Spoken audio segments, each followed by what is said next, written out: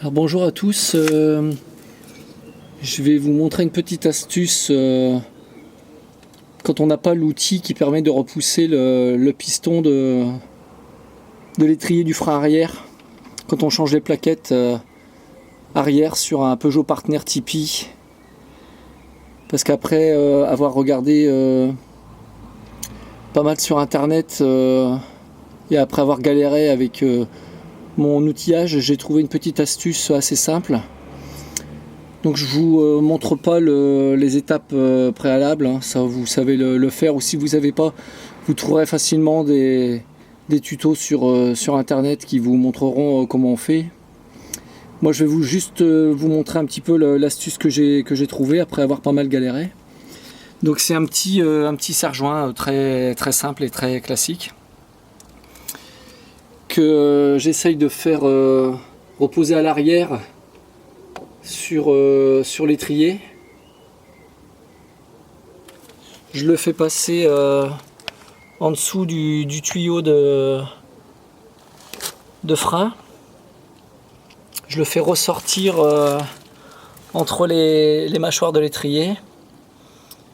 Je place la pièce du serre-joint entre le piston et la mâchoire, et j'ajuste pour qu'on ait plus simplement à apporter quelques petits tours de serrage pour appuyer sur le piston. Alors il faut en même temps le repousser et le tourner. Alors pour le tourner, j'utilise tout simplement une clé qui permet de démonter les disques des meuleuses, qui a à peu près le même gabarit que les encoches de l'outil spécial. Et donc je viens le mettre ici et je vais tourner dans le sens des aiguilles d'une montre pour faire le serrage. Donc voilà, c'est relativement simple une fois qu'on a trouvé la bonne position, parce que tout le temps qu'on n'a pas trouvé le bon outil, on galère, parce que dès qu'on va tourner, ça va riper, puisqu'il faut bien tourner et pousser en même temps.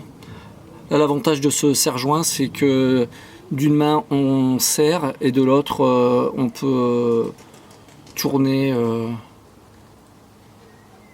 pour pouvoir repousser le piston. Donc voilà un petit peu une astuce avec un petit serre-joint très simple que souvent les bricoleurs disposent. Et donc on le fait tenir à l'arrière ici. Il y a une tête de boulon qui dépasse, on peut s'appuyer dessus puisqu'elle correspond à l'axe du piston.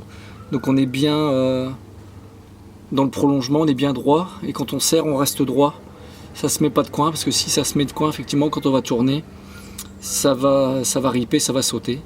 Donc on est bien dans le prolongement. Voilà, en passant le serre-joint comme ça ici, on arrive à bien se positionner pour pas être gêné par les différentes pièces. Et après, on vient placer la pièce mobile du serre-joint entre la mâchoire et le piston. Comme ça on peut avoir on ajuste, comme ça on a quelques tours de vis à donner pour que le serre-joint puisse bien appuyer. Voilà, je vais m'y mettre et je vous montrerai le résultat après. A tout de suite.